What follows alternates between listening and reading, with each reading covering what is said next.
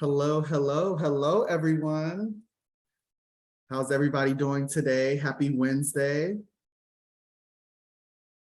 I'm gonna go ahead, I see folks coming into the virtual space. So I'm gonna go ahead and allow folks to enter this virtual space. I'm gonna give it about a minute.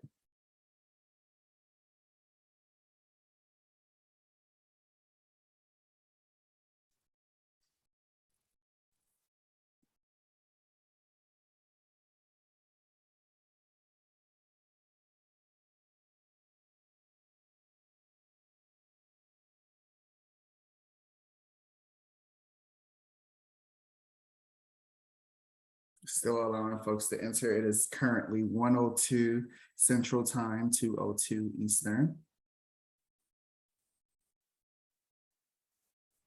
And I'll go ahead and give it another minute before we start off.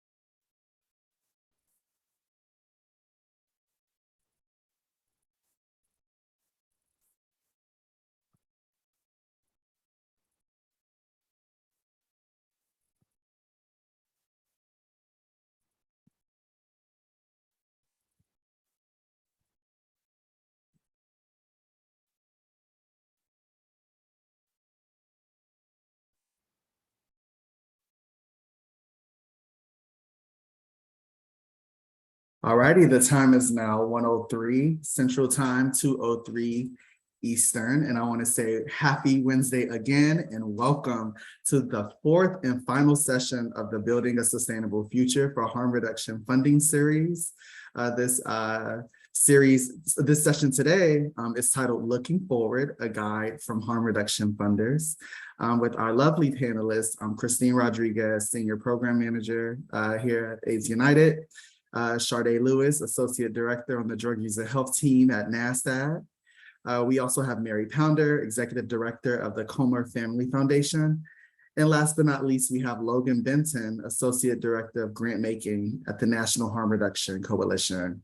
For folks who don't know me, my name is Mark Lockwood, and I'm the Program Manager on the Harm Reduction team here at AIDS United. And I'm so excited to be in this space with y'all and really excited to hear from our harm reduction funders today. Bear in mind that today's session is recorded and will be sent out to everyone who has registered for all of our sessions in the coming days, as well as the recording will be available for folks, as well as the slides and other additional resources that will be mentioned in today's session. In the meantime, if you can, I know that I see the number of attendees here, but if you can, enter your name and respective organization in the chat, also what jurisdiction you're calling in from or logging in from, as well as one thing you want to learn today or you hope to hear today as well. But if you can, again, enter your name in the chat, your organization, and what area you're calling from, as well as one thing you would like to learn. I'm going to throw it over to my colleague, Jessica Martinez, who will also be co-moderating this session today. Hey everyone, I'm Jessica Martinez. I'm based out in Denver, Colorado. Been in harm reduction for years and part of the program manager on the harm reduction team here at AIDS United. And I'm super excited for today's panel and to have Mark with me today. So yeah, we can get started. Thanks, Jessica. We can go ahead and take it to the next slide. So a little bit of context about the grant writing series. As I mentioned earlier, the series is titled Building a Sustainable Future for Harm Reduction Funding. And this was really for folks who weren't able to attend other sessions. This was a 4-part series that started in July, late July, and reoccurred every 2 weeks from the same time. So in the series, what we really wanted to do was explore the many aspects of grant writing, funding sources, data and reporting, as well as the complex funding landscape for SSPs and community-based organizations, with hopes to make this process easier and thoughtful. So throughout all of our sessions, participants have learned about the fraught nature of harm reduction funding, as well as gaining tools to how to develop a strong grant proposal for funders, as well as creative collaborations across jurisdictions, braided funding models, and innovative ways to leverage funding streams. So today, this session, next slide, please.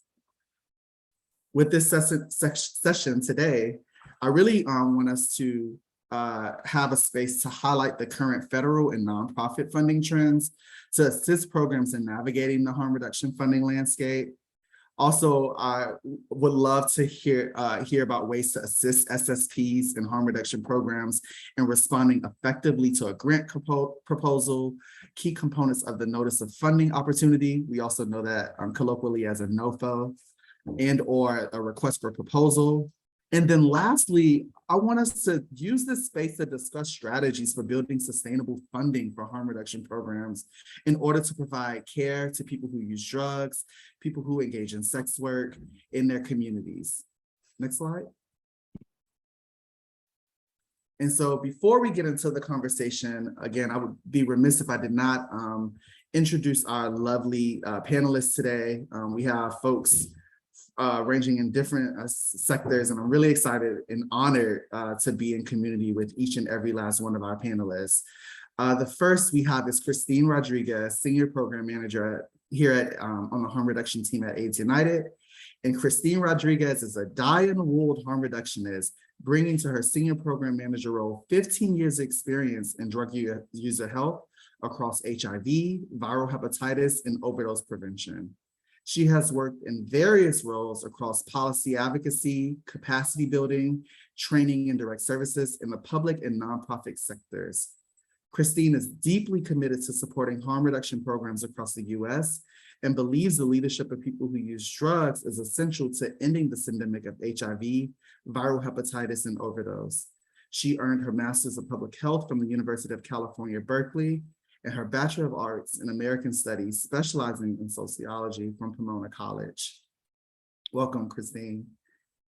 Next, we have Sharday Lewis. Sharday Lewis is an Associate Director on the Drug User Health team at NASTAD. She leads the Strengthening the Capacity of SSPs to Respond to COVID-19 project, which aims to strengthen the capacity of SSPs to serve as critically essential access points for COVID-19 vaccination services and broaden adults vaccination services for people who use drugs project. Prior to NASTAD, Sharday worked building out harm reduction infrastructure and capacity building strategies for the city of Washington, DC. With a background in trauma-informed approaches, change management, and HIV and AIDS and substance use prevention, Sharday is passionate about advancing systems change rooted in equity and justice. She holds a BS in Allied Health Services from Howard University in Washington, DC, and an MPH in Management and Policy from SUNY Albany in Albany, New York. Welcome, Sharday, as well. Next, we have Mary Pounder, the Executive Director of the Comer Family Foundation. Mary Pounder serves as the Executive Director at the Comer Family Foundation, collaborating with over 180 nonprofits to inspire meaningful change in communities throughout Illinois and nationwide in the areas of education, environment, healthcare, and the arts. Prior to the Comer Family Foundation, Mary led United Healthcare's Central Region Corporate Social Responsibility, National Medicaid Program implementation, Midwest provider mergers and acquisition, large operational process improvement projects, and supported local physician contract negotiations. Pounder has a passion, for advancing system change for equitable healthcare throughout the framework of harm reduction, preventing overdose in the transmission of HIV and HCV through drug use. With a distinct commitment to racial equity, she is the Policy and Advocacy Chair for the Board of Directors at AIDS Foundation of Chicago and serves on the forefront of Illinois' Boards of Director in Advancing Racial Equity Committee. In 2020, she collaborated with Chicago's philanthropic leaders to create the Chicago Racial Justice Pool Fund, with an ongoing commitment to raise and move at least $10 million to Chicago's community organizers, building and sustaining movements for justice that center Black lives and anti-Blackness and address anti-Blackness. In her downtime, she enjoys solitude at the lakefront, channeling her rural hiking in the woods and playing folk music at a campfire. Mary received her master's in public health at Northern Illinois University. Thank you, Mary, for also being here as well. And then last but not least, we have Logan Benton, whose pronouns are she, her, and hers. And Logan Benton is a disabled radical Southerner, drug user, abolitionist, licensed social worker, and certified case manager, acting as the Associate Director of Grant Making for National Harm Reduction Coalition, where she is intentional about establishing and implementing systems around participatory, trust-based, low-barrier grant making, and nothing about us without us. While harm reduction has been a part of Logan's life for about 15 years, she's been doing the work professionally in 2014 while employed at an HIV clinic / ASO covering 14 counties throughout rural Eastern Alabama. She has experience doing direct service harm reduction, including distributing supplies, providing HIV and hepatitis C screenings, facilitating educational sessions, linkage to care, case management, treatment, retention / re-engagement, navigating the problematic carceral drug court systems and treatment facilities, grant writing and grant administration, bringing both in and distributing millions of dollars from government and corporate funding entities. She is passionate about meeting the needs of people right where they are, with the understanding that they are experts in their own lives. This shapes directly her style of grant making by prioritizing collaboration with community members who are most impacted and therefore aware of what funding needs are and their capacities are. A framework that she uplifts throughout professional grant making spaces to impact the holistic pipeline of funding opportunities further.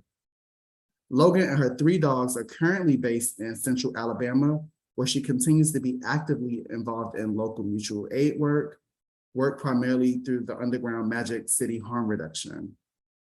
So again, I want to welcome and thank all of our panelists for being here today.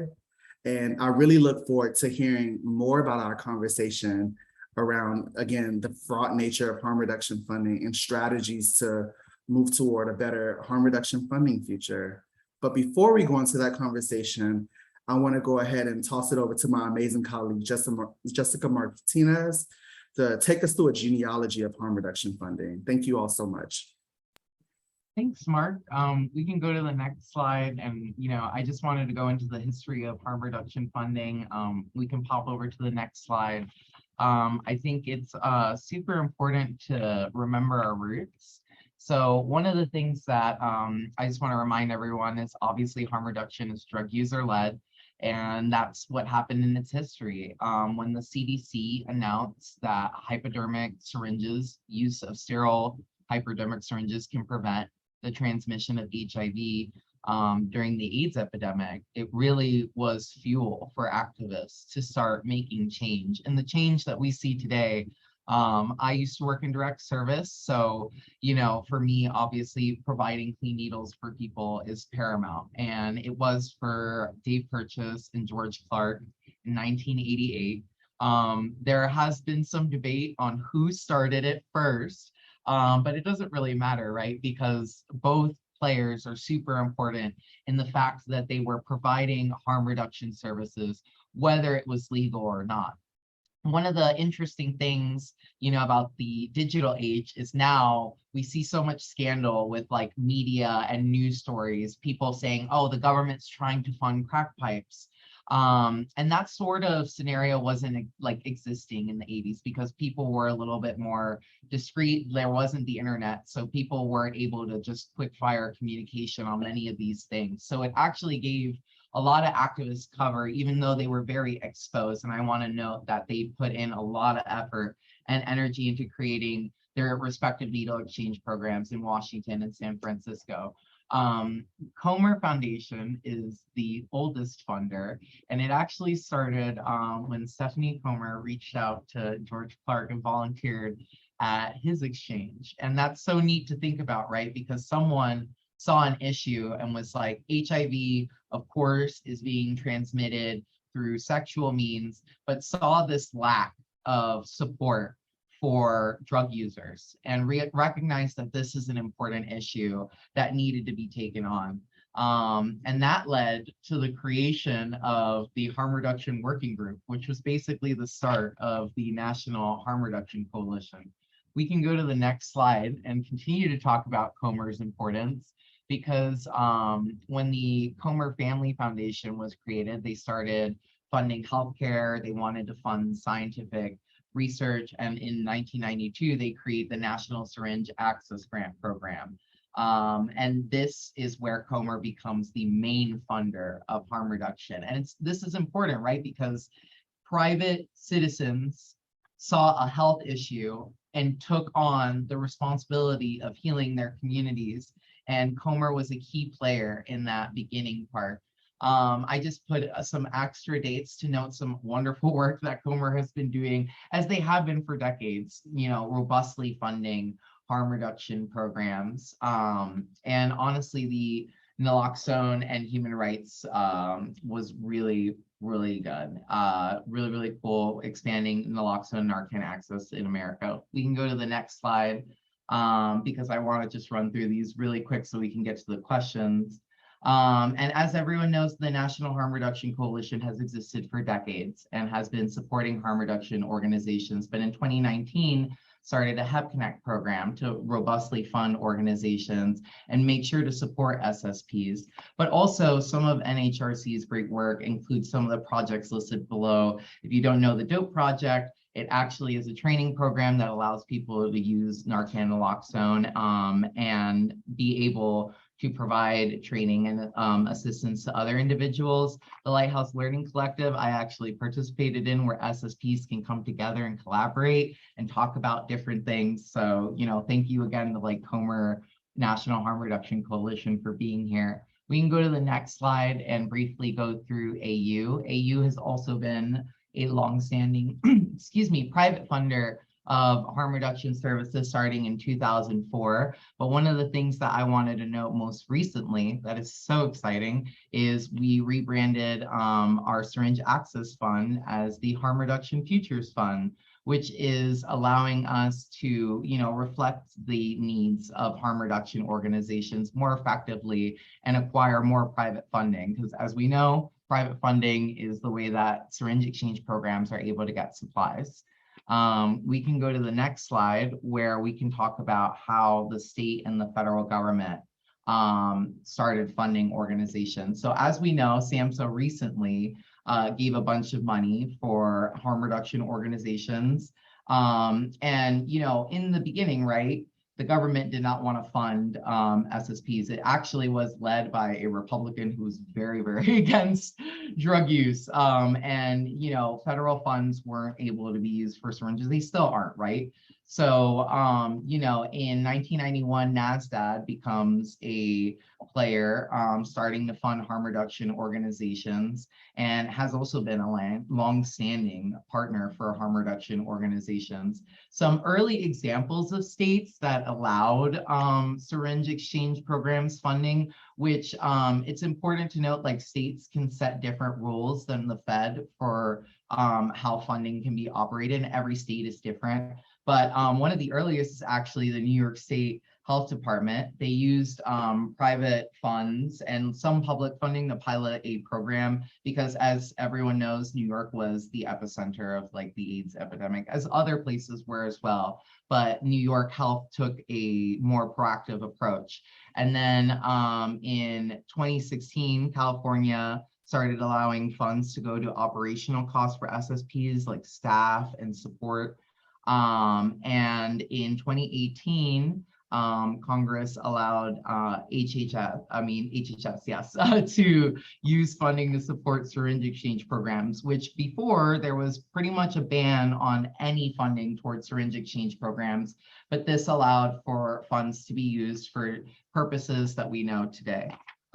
We can go to the next slide, where I just wanted to thank some of the titans and the people that came before us. I learned a lot while putting this together, and I'm hoping that, the timeline gives people more of an idea of how much advocacy and justice work went into funding harm reduction organizations. It was a lot of work, and it was people realizing that their community had a need and wanted to fill that need. So thank you to everyone on this slide. And now I wanted to hand it off to Mary Pounder, who had a slide for everyone. Sure. So we're jumping right in to tell you how to find us the next time we all talk. But if you're going to the National Harm Reduction Conference, we would love to see you, meet you in person if we haven't met yet. There are multiple different places that many of us here as a panelist will be. One of them specifically is Ask Me Anything session, and it literally is just sitting back. It'll be 3 funders in a non-fed space to be able to just say, what questions do you guys have for us? Completely offline, not recorded. We just talk it, real talk. And then the next one is the funding paradigm. And this one we're in the process of pulling together, but it's essentially more of a federal and community and private funding space. And then a couple other ones related to Ready for Change. And that will include Maya Simpkins and Greg Scott and Catherine Swenson and Christine and I, which is more about preparing for transition changes in your organization. And then the last one is an off the record conversation about the many people that were involved in the definition of the harm reduction framework for SAMHSA. So it's just kind of giving you guys the behind the scenes of what we've experienced and just to share more. So, and also the soccer field. You can just cheer on or you can play. So we'll see you guys out there. Awesome. Thanks, Mary. And we can start going into our questions with our amazing panelists, representatives from all the places I just talked about who have been historical actors and are why we're even having this conversation today. So I just wanted to thank everyone on the panel for the work you do.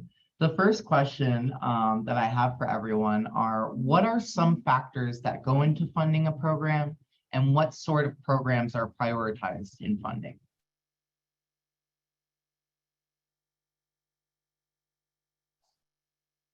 All right, I'll jump first. You want to start? Christine and I are like looking at each other.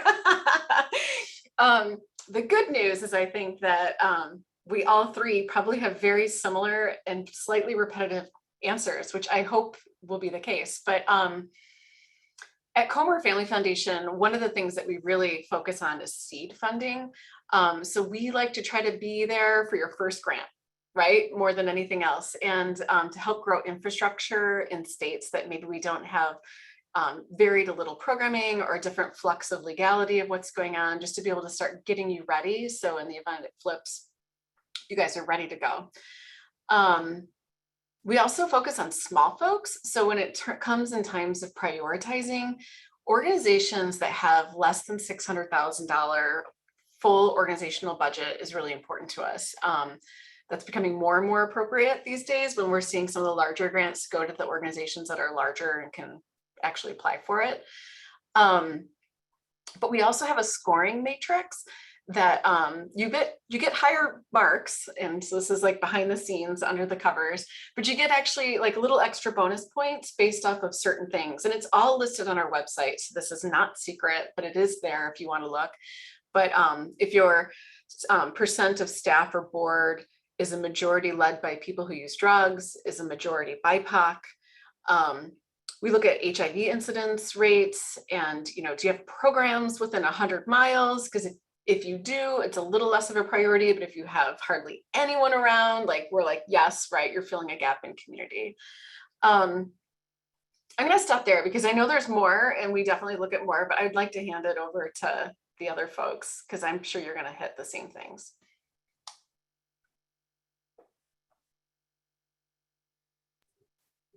Yeah, I can add on. I would say all the things that Mary was talking about, very similar, especially with our private pooled fund, which we have the most flexibility around. So really looking for like the fit of the proposal for the purpose of the fund. If you're not an SSP, this is not the opportunity for you, right? So we only fund certain services programs and harm reduction folks that are doing advocacy, even if you're not necessarily a syringe exchange, right? We look at like the model that you're running right now, like what do your services look like? And, you know, can we get a sense that those are like quality services delivered the way that harm reduction intends those services to be delivered, right? Not, you know, you can like sling syringes with, you know, shame and guilt and all sorts of stuff, and it's not harm reduction. So we try and look for that. Like obviously our eligibility criteria, but really also whether or not folks, whether or not programs are led by folks with especially current drug use, but past drug use experience is great too. And or if that's not the case, then, you know, what does meaningful involvement look like at your organization? And that's a really important one, I think. Whether programs are new or underground, that's going to matter. How resource rich or poor your state is, for better or worse. You know, when we're comparing, you know, apples to oranges, and there's only a certain pool of money to give out, reviewers tend to, you know, support the org with the $60,000 budget versus the $300,000 budget, or an underground program because they have kind of nowhere else to go versus, you know, somewhere with state support. So those are some of the other things I would add on to what we're specifically looking for. Yeah, ours is very similar. The main thing we do is ensure that it is in alignment with our grant making values, which is very similar to exactly the things that Mary and Christine said. We're looking at geographic diversity, programs that center racial justice and shift power and resources to people who use drugs. We are focusing on like mission creep. Like, does this make sense? Are you the right people to be doing the work within the community? Are you going to be able to reach the people that you say that you're going to reach? Because that's definitely a big thing that we see. We do fund both new programs for their first funder ever, and we fund ongoing programs. Because if you have found something that works, then we want to continue to support that too, because we're also focusing on sustainability. So we do try to balance out the sustainability aspect and the new programs support specifically for underground folks and grassroots organizations. Yeah, not too much more to add on this end. I think folks really adequately covered everything. I will say some other things that we think about in terms of funding are also like geographic spread.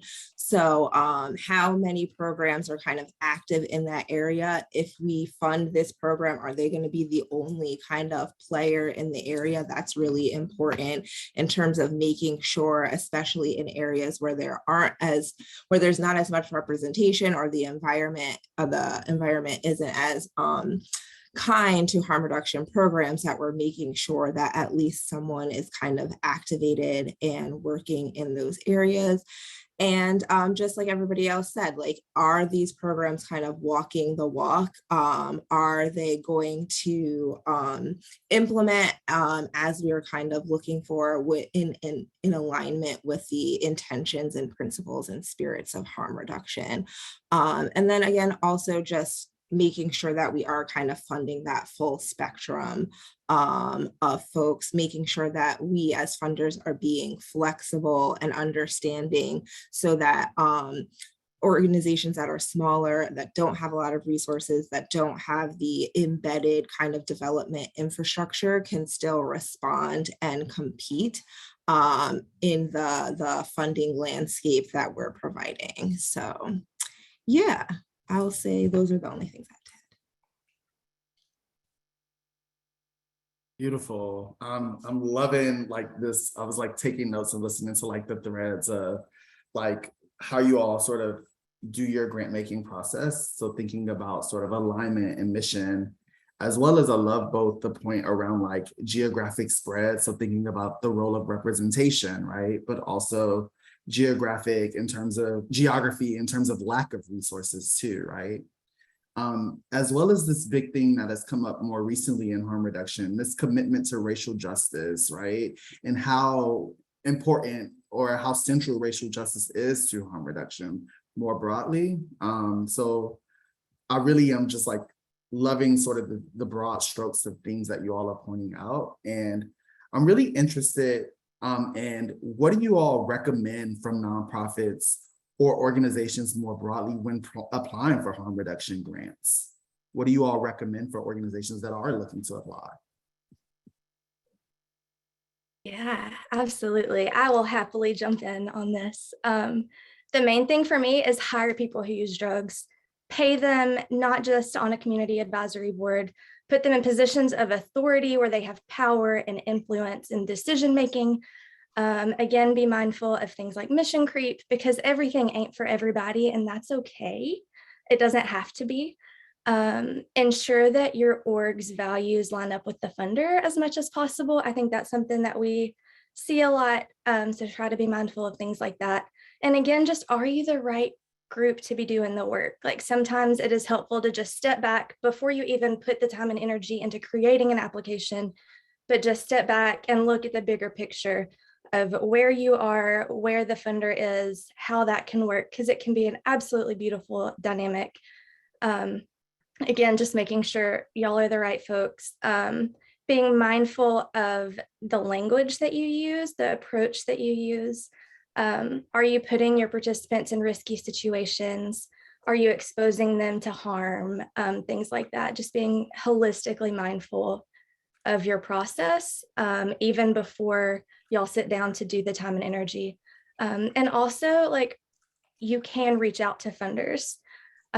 We often do webinars with questions. We have live like Q&A processes in various formats. It is okay to reach out to us and ask questions to see if it's a good fit, because things like that are also available. We're very much here, and we don't want you to put in energy if it may not be the best fit. But again, my main thing, hire folks who use drugs. That'll be what I always say.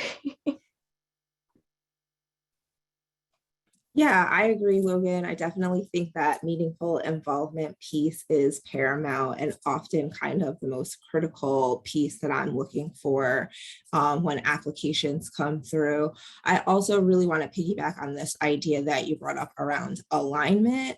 And it's like, we want to make sure that you are implementing these harm reduction principles in all of the stuff that you do. So I don't want to see, really small incentive, proposals. I want to make sure that, like, if folks are on there, they're getting paid a living wage, or thinking about what it looks like to employ these folks long term. There's some sort of trajectory for their own professional development. We're not just plopping folks in, giving them stipends and not doing much.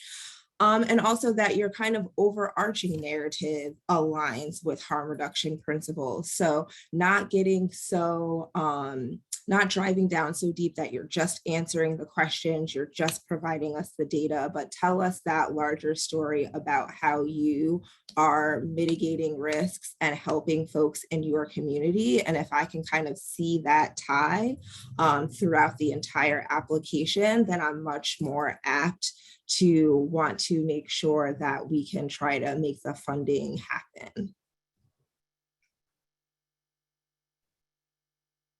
Yeah, I guess for harm reduction funding, for our funding, and I suspect a lot of folks on this call, I would say that you're in a position to be really honest with us in your applications. Like, we want to know whether your program is legal or not to not fund you, but maybe the opposite, right? But it's context that matters. Like if your leadership or staff or board or volunteers are actively using drugs, we want to know that and know that that is leadership you're centering and supporting. And so we prioritize some criteria that other folks may not, that other folks may sort of shame people out of acknowledging. So I would say that. And, you know, I think Sade makes a really good point around sort of learning how to tell your story and sort of draw folks in. And like when you've done your story, like make sure you answered the question.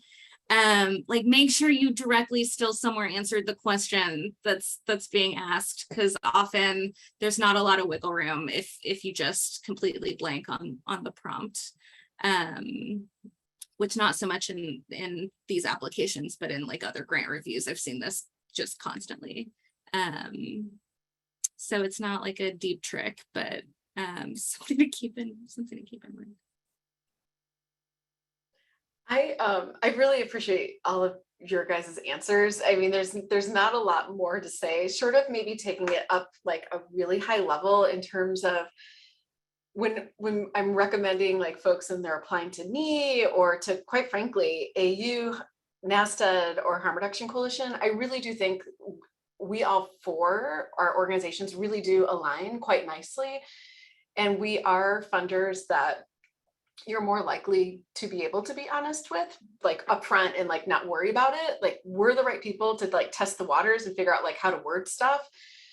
So I guess to take a really big step back, we want you to succeed. So we want you to breathe, like straight up breathe before you even like, you know, it's cool if you got questions and like don't know how to answer it, like call us, we're here to help you. We're here to help figure out the right wording so you feel comfortable with what you're writing so we can get it through to our boards, right? And whoever's doing the grant review.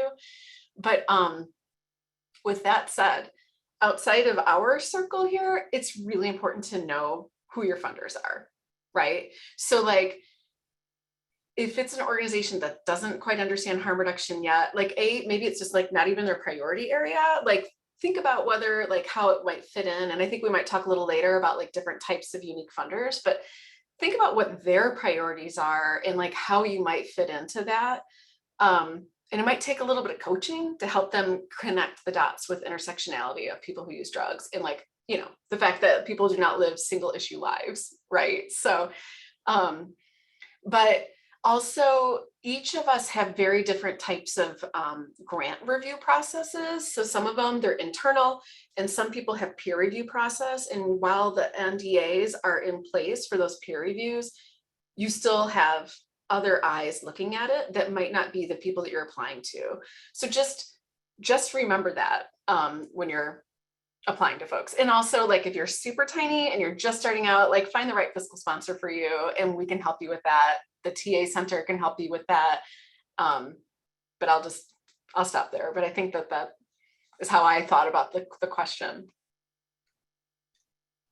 Thanks everyone. And Mary, I really love that like last point. I think it leads into our next question, but just, you know, from personal lived experience applying for funding, you know, you do have those funders where you kind of have to game the story and be like, we're helping people reduce their harm and they may consider recovery, you know, and that's not the context that you want your organization to be in. That's not what your principles are, your beliefs, but like some funders require this sort of like old school stages of change, abstinence based, like, you know, harm reduction model that just doesn't work, you know, and but like having the right wording can help. And with that, I wanted to ask, how can we as funders be proactive in serving smaller organizations, and what ways can funders support organizations on the ground? I feel like at the end of last question, we started grappling this. So, you know, if you guys wanted to expand on that.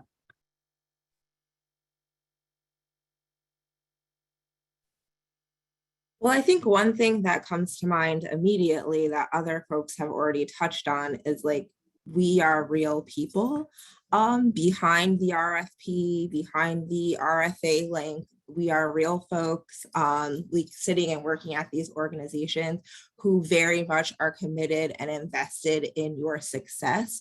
So utilize that. You can call us.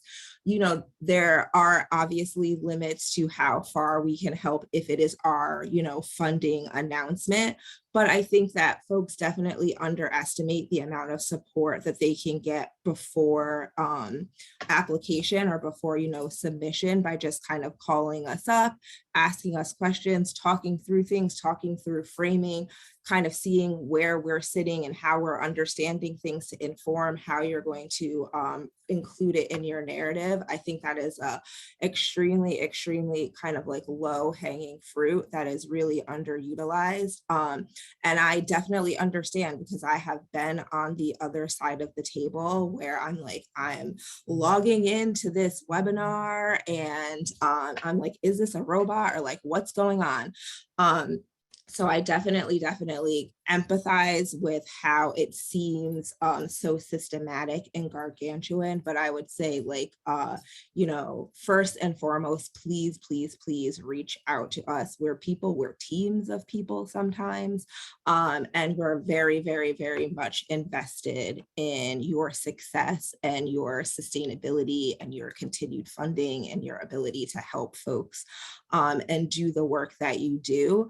And we want to be creative and as innovative as we can and as flexible as we can in, providing these dollars. So please kind of call us so that we can kind of work through things together. Yeah, I would agree with that. I follow off this call us thread because we need to be proactively recruiting applicants and proactively building our network. So it is never, ever a bother to pop in our inbox or leave a voice, say hi, introduce your program, get a chat on the calendar.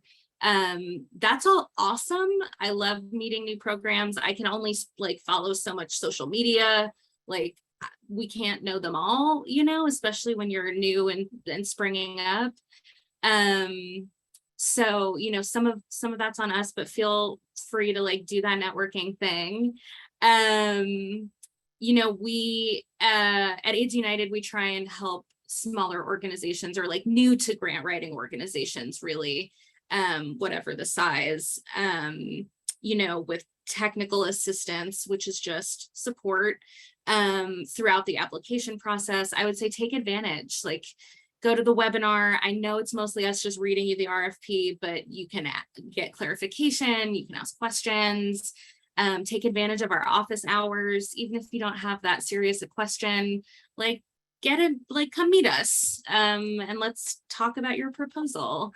I think we also really do our best to require the lowest possible barrier application and reporting mechanisms. We try at that. I think there's always more that we can do better or differently. And I think what a lot of if not every funder here does is also offer really flexible funding, so that small programs can meet their need or turn on a dime, or make sure that if circumstances change that they're able to roll with that. Yeah, and that's sort of the way I see us striving to support the smaller or the newer kind of organizations. I was going through our files at the office a couple weeks ago, and I found a manila envelope. I should have just pulled the piece of paper out, but literally it had a list of the 501c3 information for all of the harm reduction programs in the United States. And there were only 19 on there. If that gives you a sense about how long, all of us in the movement have been here. And now I think the last estimate we have is roughly 450 orgs. So I really want to highlight what Christine just said. Even if you feel like we're still some random black box that you don't think you can contact the TA Center. I mean, maybe we can put that in the chat of how to find the TA Center. But, inevitably they know that we're looking for people, particularly in like the last 6 states that have 0 people that are doing harm reduction programming. You know, we're really excited to meet you. So, but we prioritize smaller serving organizations in particular, because we know I'm a very small team. I'm a team of 1. So we get it that you're like trying to do so many different things, like trying to figure out all the things, right, at the same time while you're doing services and you're writing your grants and you're trying to scrap for money and like all this stuff. So it's cool. Like we prioritize you because of that, because we know the larger orgs are actually going to maybe have staffing funds to have a full-time director of development. But I wanted to also throw out in the chat, and I know Annie, I think you have the link, CDC and NASTAD work together to do this like technical package, and it's called like, it's like best practices for metrics. And I don't remember if that was ever mentioned in the other webinars, but we're all following that. Thank you, Annie. We're all following that, right? It's best practice of like the lowest barrier questions that we could possibly ask your program to get an essence of your program, but not be a barrier to your program. And so the thing that's beautiful about this document, it was actually all people from the harm reduction community actually pulled that document together. So this was created by communities. So, but I'll just stop there. So thanks for that question. I think it was really good, Jessica. Yeah, I'll just add on briefly. One thing that we have really benefited from is we've also used an external consultant. So they were not an official staff member of NHRC, so they could provide a lot more support and guidance in your creation of your proposal in ways that we sometimes can't, because we do try to honor some boundaries there. And that's been really beneficial for us. And on top of trying to be low barrier, one of the big ways we do try to directly do that is provide as much information upfront as possible. We are very clear in all of our documentation what our values are, which is exactly what we use as our scoring rubric. And we also try to provide things like our monitoring and evaluation information upfront with RFPs as much as possible, so that you know from the very beginning what this entire project would entail and if it does fit with your capacity. And then we try to shift our systems as much as we can to match yours to continue to be low barrier, instead of trying to force you to conform to our systems. Because we do have grantees that keep their receipts in boxes under the bed, and that is what works for them. And so it is not at all my place to come in and be like, nope, that's not going to work. Now you need to do this and this. We want to support you in getting to wherever you want to be and using systems that works for you and your folks. And so that has worked really well for us as we build these spaces that are trust-based and try to navigate some of the power dynamics that are still very real amidst all of these spaces. I'm loving this conversation and loving hearing you all sort of talk about scale and all of the things that go really, really well when thinking about grant applications and grant making. Now I want to pivot a little bit, and I know that we're talking a lot about successes, but I'm really curious to hear about areas of improvement, right? So what would you all, based on your experience, what are some of the most common gaps or missing elements that you all see in grant applications?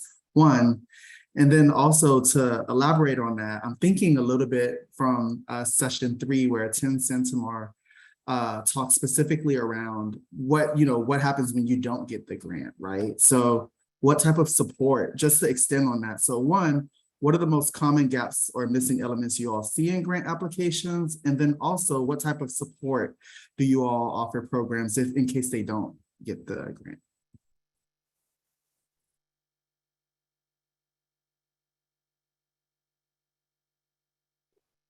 Sure.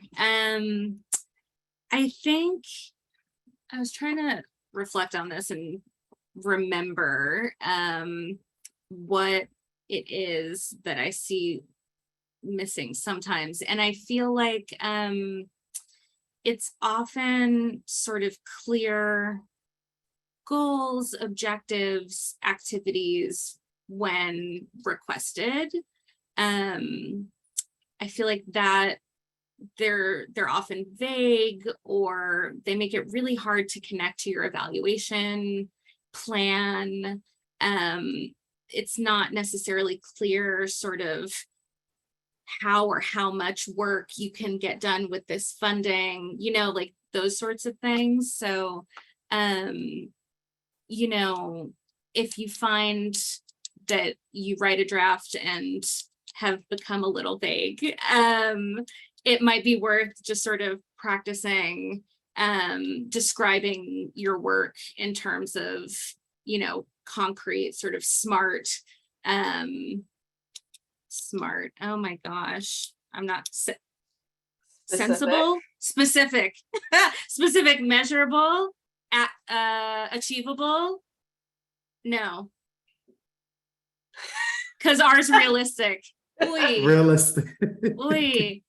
And time balance, time management. Oh my gosh, look up SMART as an acronym for goals, because I don't remember what I was supposed to have learned before.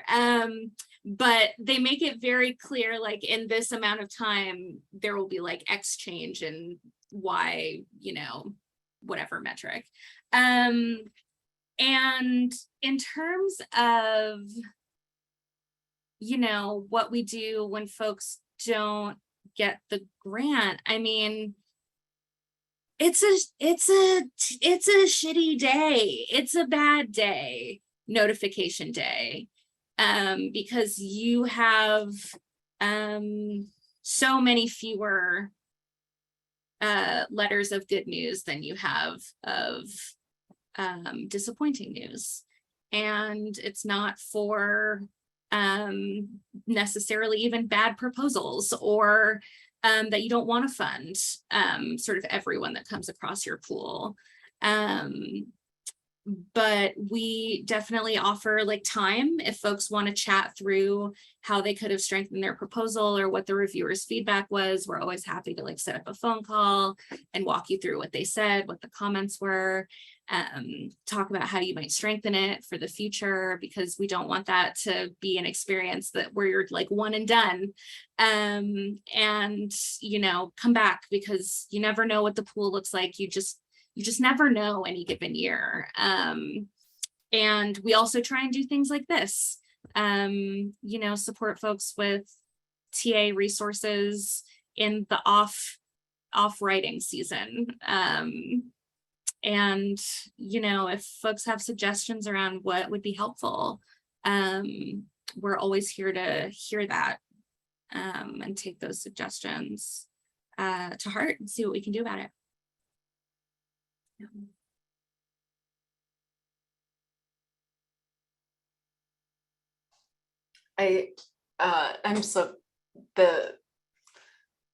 It really sucks to send out those letters. I can't tell you enough. I mean, certainly you guys, like, we know that there's like the people that are like the infiltrators, that they like, oh, it's harm reduction, right? We can sniff through that pretty quick. And it's still interesting though, to still read those proposals and see what new people are coming to the table though, right? So that is always exciting to think like we could have a new ally or partner in a particular community. But so I totally agree, Christine.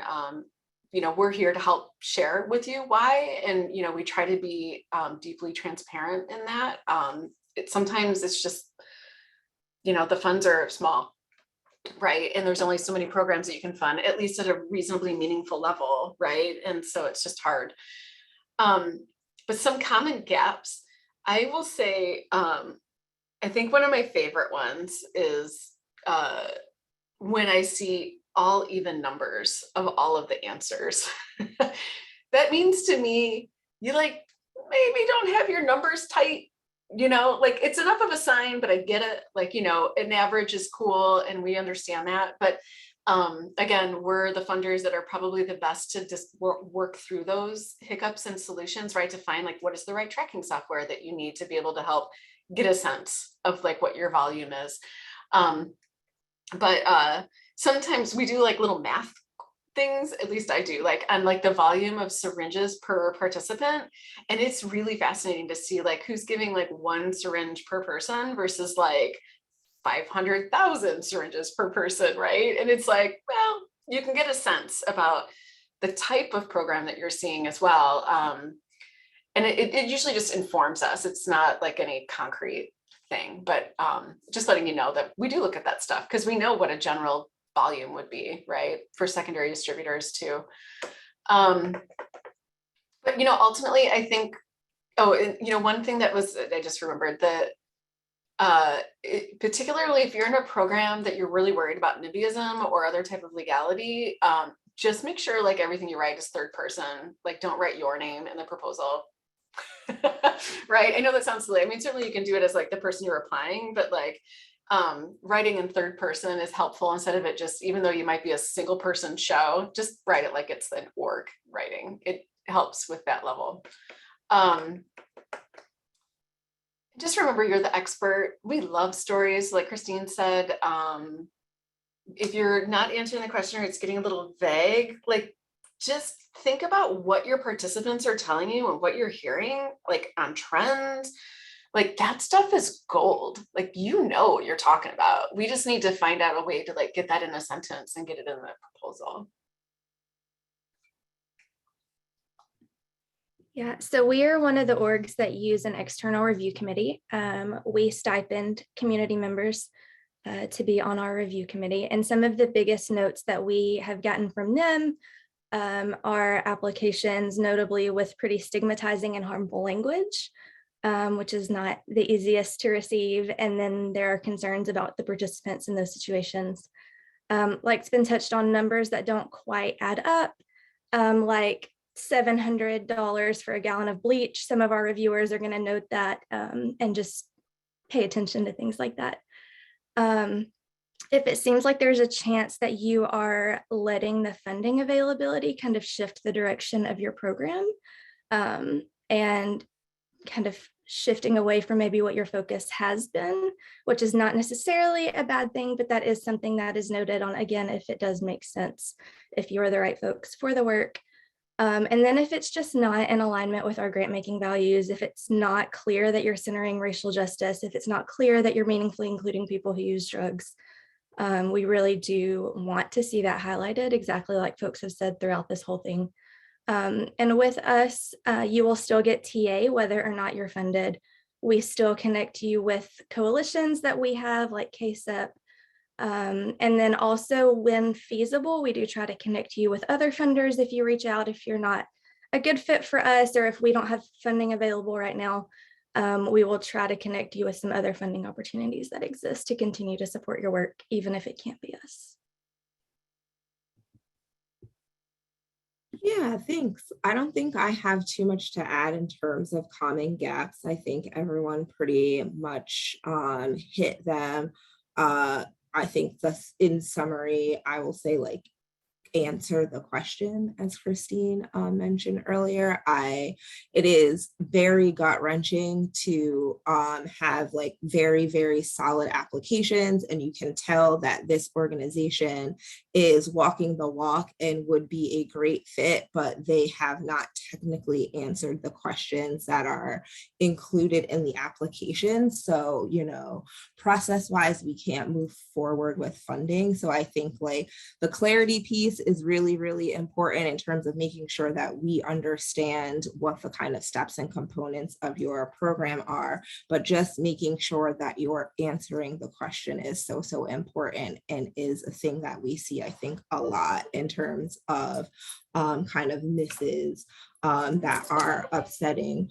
One other thing I will add to the kind of the follow-up process, and I don't know that everyone knows this, but like we as funders also do pretty like comprehensive debriefing processes after we do a funding announcement. So we kind of look at what the themes that are bubbling up in terms of the people that we didn't select, what the themes that were bubbling up in terms of the folks that we did select, what these kind of gaps are, which might inform how we should should word a question moving forward, or what sort of backup documentation we might ask for moving forward. So we do also on the back end really debrief and try to, with that flexibility in mind, with that trying to get as much funding out to as many people in mind, really try to go back and look for how we can improve or just increase that alignment in terms of what the applications are and the submissions and things that come in, because again, ultimately we are trying to get as many dollars out to folks as we can. Awesome. Thank you, Sharday. I just want to note for everyone, we have about 19 minutes left before we're going to go into Q&A. And I also wanted to note for the audience, we only have one question in our Q&A box, and I'd love for people to, open up and feel free to ask any questions. We won't fight. We love questions, and we love this conversation, so we want to keep it going. So feel free to use the Q&A box or the chat box.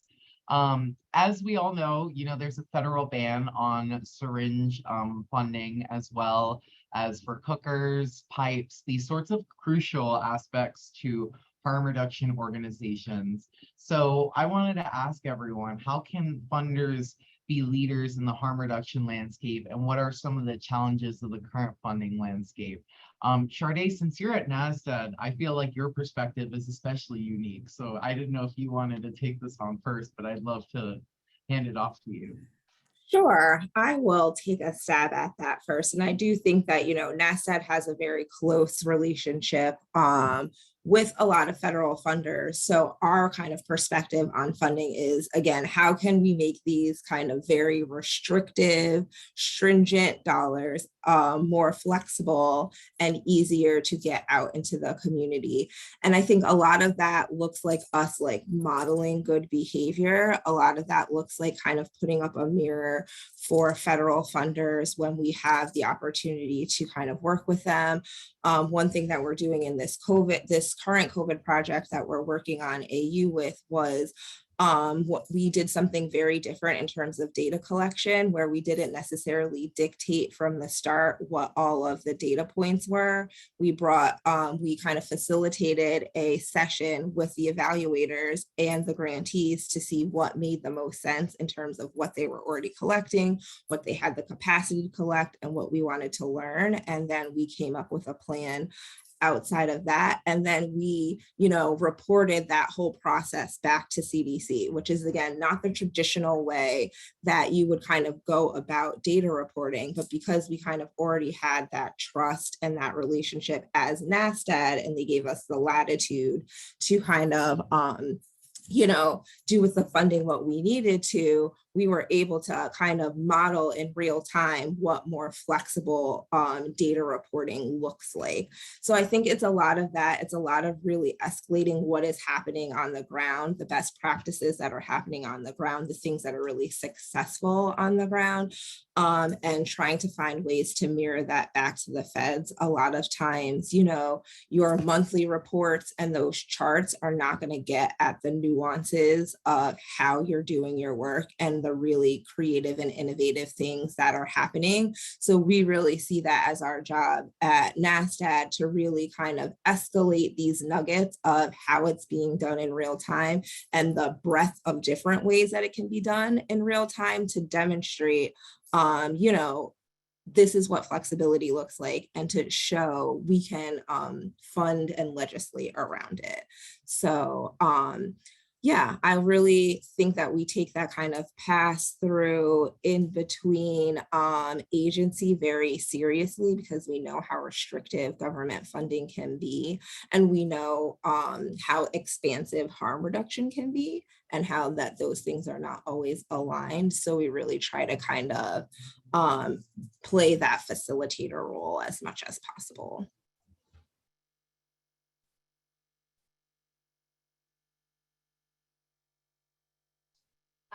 I'd just like to remark that I think, there's a lot of people that are getting different types of federal funds right now. And there's a difference for applying to Comer. And then I think there's like the next level, maybe NHRC, because of the way your structured funds are. Like we're private, right? So like we're straight up funding what the feds can and won't. So we're Gen Ops, we will do funds for syringes, pipes, cookers, cottons, right? Whatever the need is. But one thing that I've been really impressed with is really NASTAD and AU's ability to work within the constraints that they have to make it as absolutely low barrier as possible for a federal grant. So just remember when you are applying, like it will be different, right? Based off of a small private foundation, even if it's the Harm Reduction Futures Fund, right, at AU, it's going to be different based off of that grant money versus money that's passed through the feds. So, but we do, at least as a private foundation, when we're asked, we're able to provide feedback to the federal government on the trends that we're seeing and where the pinch points are in community. We can't proactively share that information, but we can do it when we're asked. So, but Sade, I think that was a really great answer, and hopefully I threw the ball up to Christine and Logan.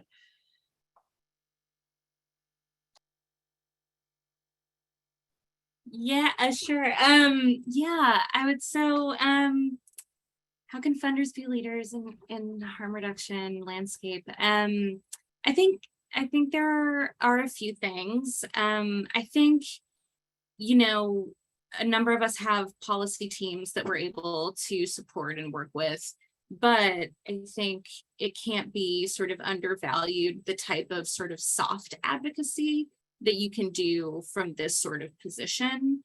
The weight that your organization might throw behind an opinion, or the ability to get a meeting and grab someone's ear on something, or, to position yourself to tell them the same message that they need to hear from a different place. And hopefully they're hearing it from community, hopefully they're hearing it from insiders in the government, hopefully they're hearing it from all these different places, but like recognizing where we've like gained a little bit of like hold and like using that. I think that funders outside of harm reduction can become leaders by funding harm reduction. Folks from adjacent movements or like non-traditional funders. I think harm reduction is connected to everything. So it's hard for me not to see the connections, but they don't necessarily. And I think we serve like a really cool role as like facilitators and connectors to other folks in the movement around the country. Like if you're looking for a similar organization in similar circumstances, like one of our organizations has potentially met that match that we need to make, right? And I think, it's never exactly sure. Like, I feel like I walk a fence here. I feel like if you also are at an organization that allows you to do so without jeopardizing your livelihood, like more funders need to be out as drug users. And I think that sort of us being out as drug users is work that we can all do to like break down stigma and to like demonstrate not just leadership, but like humanity and, like letting folks know that maybe they're not quite as alone as they thought they were. But I think that's a type of leadership anyway. Yeah, and I'll just piggyback off of that to say, I think speaking for the four of us, we are all very comfortable if you are in a nuanced position within the landscape with some of the legalities that your program may be up against. You can reach out to us and still talk to us through them because we do want to support you in figuring out how you can best move forward within the nuance and the conflicts and the complicated situations because we absolutely fund underground programs and are mindful of then what we would put on social media and how we could support you in ways to protect you and protect your folks with that, and not jeopardize the work that you're doing while supporting you. And so all of us are definitely available to have those conversations and figure out some paths that might work for you.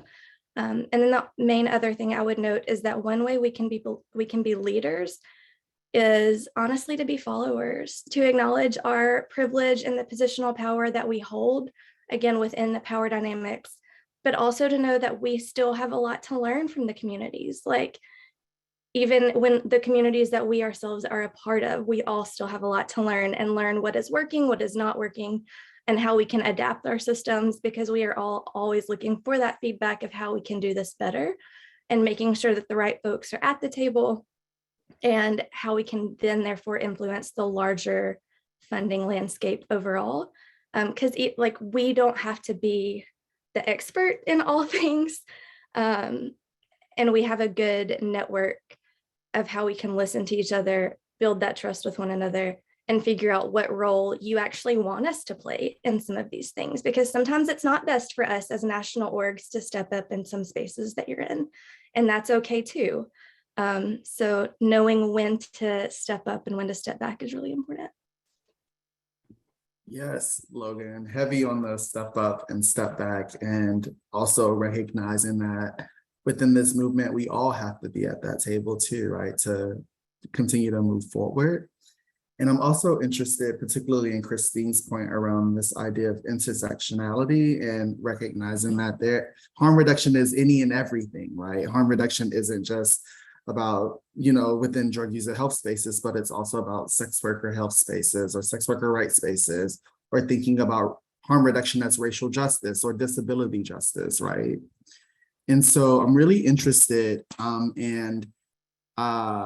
particularly around this idea, again, around anti-racism, racial equity, but also just thinking broadly as harm reduction as focused on different touch points, right?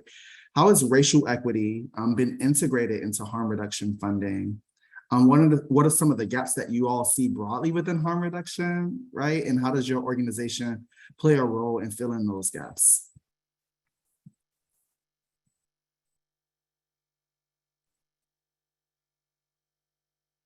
I think this is actually like a really difficult question to answer. Harm reduction.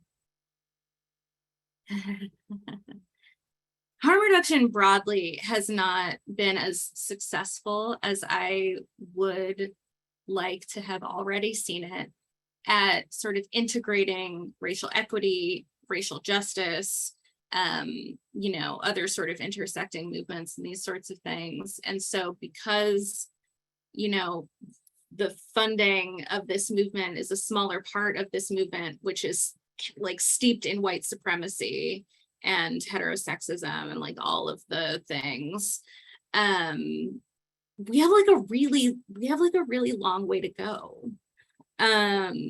What we're trying to do at AIDS United right now is ensure that racial equity is always a core eligibility criteria, not the only one, but certainly one.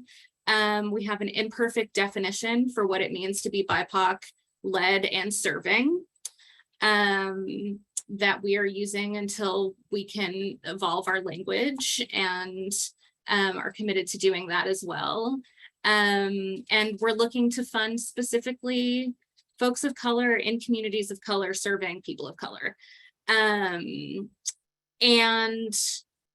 the leadership pipeline has not been developed over the years for these organizations to exist for us to fund sometimes. So I think we have work sort of encouraging it with our priorities and making it clear that this is important to movement with the way that we can structure our funding opportunities. And like, we need to be working like in and with the rest of the movement to create sort of opportunities and pipelines and make harm reduction make sense to communities of color in some cases.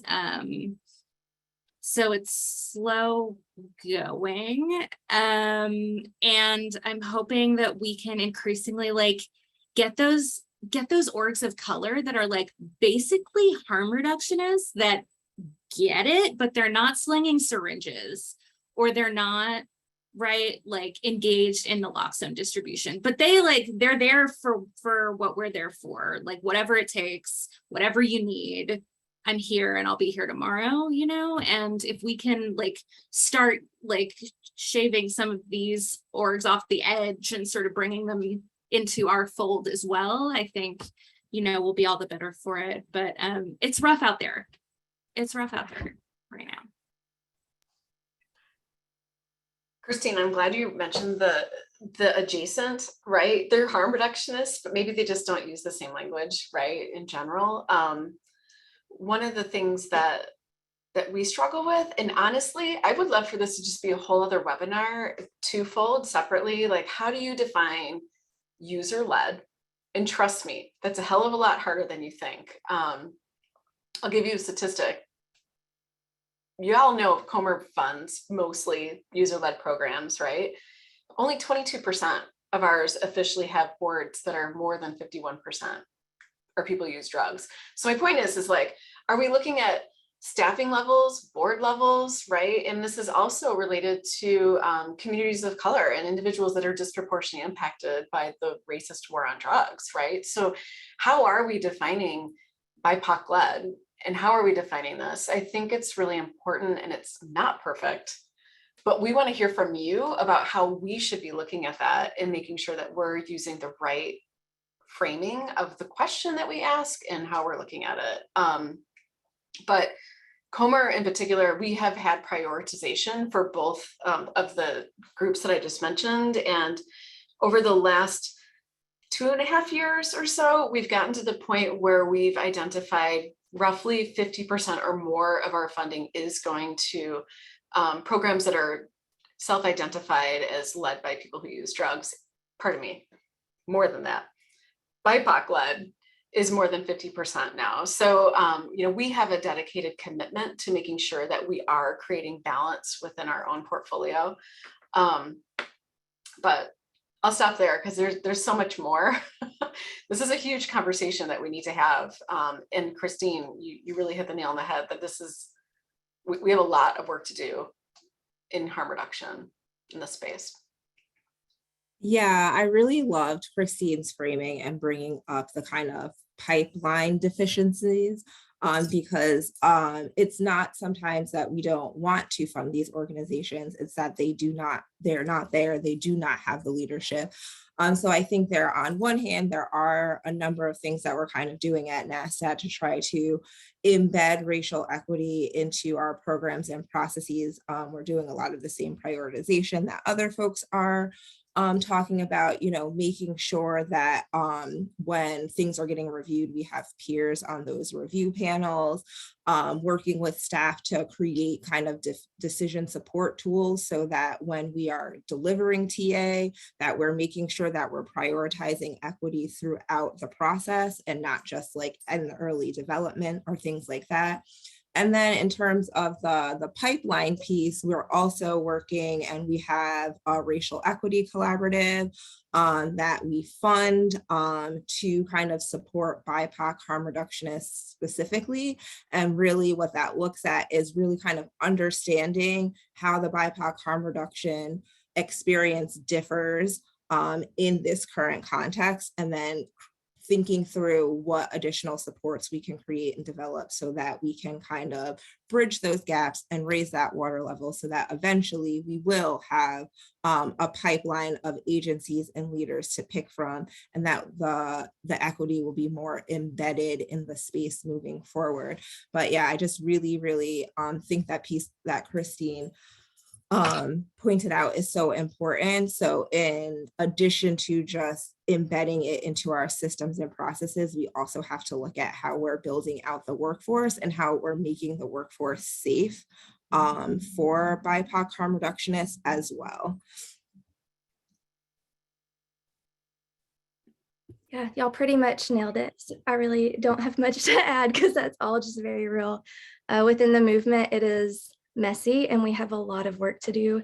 And we know that historically philanthropy is rooted in white saviorism and very dependent on white supremacy. I apologize, the mail is getting here. But there's just a lot of work to do. So. Awesome. Thank you all so much. We are right at the point for Q&A. So I'm going to ask our last question.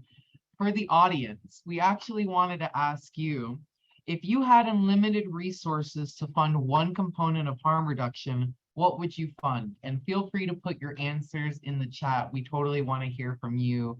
I wanted to go into Q&A and actually ask a question that someone asked that we wanted to ask on the panel, but we didn't have time for. So what's the best way to connect small one-person underground programs to you?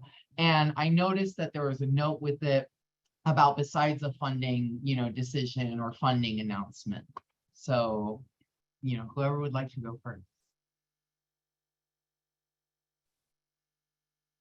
I would say just try to connect with our kind of ongoing programming and TA outside of these kind of funding announcements. NASTAD has a lot of regional TA calls. They have a lot of kind of topic specific TA calls. So stuff on housing, stuff for sex workers, reproductive justice. So really just try to engage with us in the other things that we have kind of going on.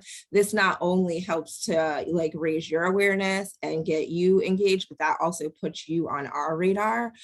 So again, we are all kind of the four of us here, our organizations are pretty connected. So when things bubble up, if we don't have something in the pipeline, we're definitely able to be like, okay, well, let's think about these folks and get you connected there. So I think just starting to engage, NASTAD really tries to employ this like no wrong door type of approach. So call anyone, email anyone, hop on a webinar, like as if you have someone's contact information, like we will engage with you and get you to the right people, connected to the right events. There are lots of things going on in this space that kind of all of us have our hands in. So, working groups, subcommittees, that kind of thing. And, we want to get you in the pipeline so that you can get the things that you need and the peer-to-peer support that will be most helpful for you down the line.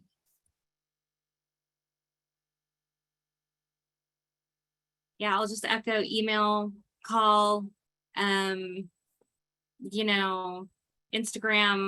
wherever we see messages, just reach out and let us know that you want to make a connection, and we're happy to find time to like do it justice. Yeah, thank you. I hope that means there's some like connects on the way, but yeah. All right, Danny. Thank you. I threw our email in the chat to reach out to us. But you guys would be, I would hope, impressed with the bat signal that goes out between the four of us actually pretty quickly. Like when we hear about new programs, we're like, did you hear about so-and-so in whatever state? Mostly because we're all trying to figure out how we can make it work. So if you're off cycle with Comer, you can see if you're a HEP Connect state, then we, flip you over to NHRC or a Cherry state, right? Like we really do try to work it for you. But we just need to know that you're out there. And we can connect you with all the fiscal sponsors and to start all of that conversation and get you all the paperwork that you need to do first before you can actually apply. Because none of us can actually fund a person for IRS reasons. We have to be able to fund an actual 501c3. So that just means you sign a paper with another person that has a 501c3, and they'll help you with that reporting and paperwork. Mm-hmm. I'm reading these comments based on the question that we posed to the audience around unlimited resources to fund one component. I see answers around low threshold employment opportunities, rural secondary distribution and drug user advocacy, hiring community members, paying folks to do the work and not building overcomplicated infrastructures. I feel so inspired, like seeing these responses, and I'm like literally getting goosebumps right now, and I want to snap because I'm just loving the answers that you all are providing in the chat. So I want to lift that up. But we do have another question from I see someone say it louder, everybody. But we do have another question for our panelists. And again, audience, feel free to ask questions in the Q&A section or in the chat. But the question is, how should we best advocate for sustainability and federal opioid settlement funds to be directed towards harm reduction programs so private citizens and foundations aren't bearing the weight of public health?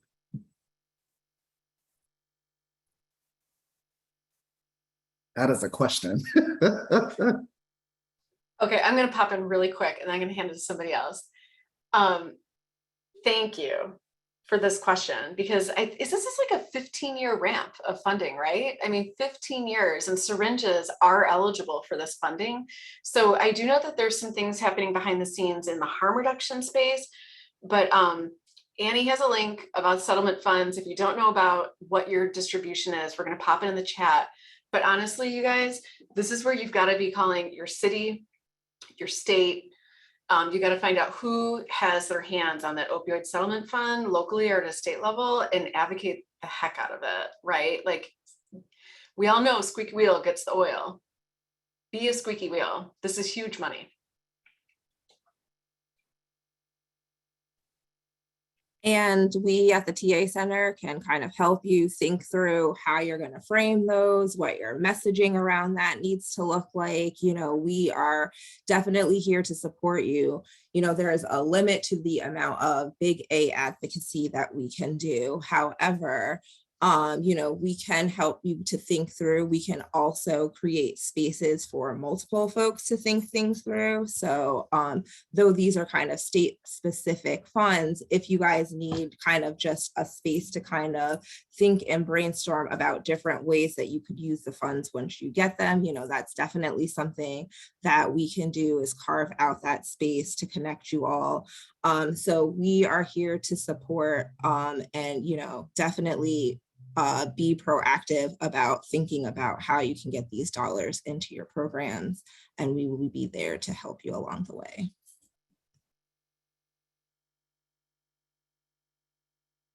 Yeah, I don't have anything to add. I think the upshot is just that it's working a little differently in depending on what state you're in. So that link is great. And if you have questions, reach out. I can't say that I'll have the answer, but we're always happy to try and find someone who does. So, yeah.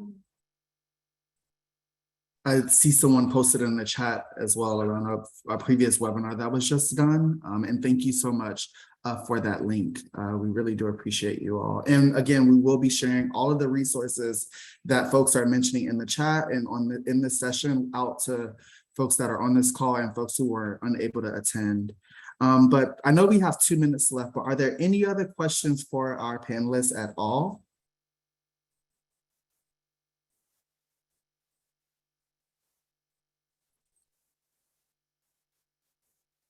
If not, if I could jump in really quick, just to Go ahead, remind Christine. folks that the pre-application, which is just a sort of a survey in place of a letter of inquiry, our pre-application for Harm Reduction Futures Fund should be coming, should be public August 31st for the next round of funding that'll start in early 2023 already.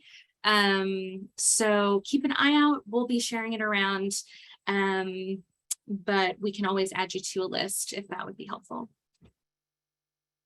Thank you so much, Christine. And I know that we are at time. And so I just want to say thank y'all so much for being on this call today. I see tons of affirmations in the chat and I want to lift those up, but I want to also again say thank you to our panelists for sharing their knowledge, sharing their expertise, sharing their wisdom. And thank you all for being here in this virtual space with us. I know that we, again, will be sending out all of the information provided today on today's call, in addition to the recording and evaluation form. And we ask that if you can fill that out for us, that would be great. And yeah, I just want to say thank you all for being here and super excited. I'm going to throw it over to Jessica to close us out. Yeah, so again, thank you, everyone. I see we're at time, so I just want to know, please feel free to contact us. The slides have our contact information, so please do reach out. We do not bite, and we would love to work with you, whether it's supporting you or by possibly providing funding in the future. Thank you all so much, and I hope everyone has a great day.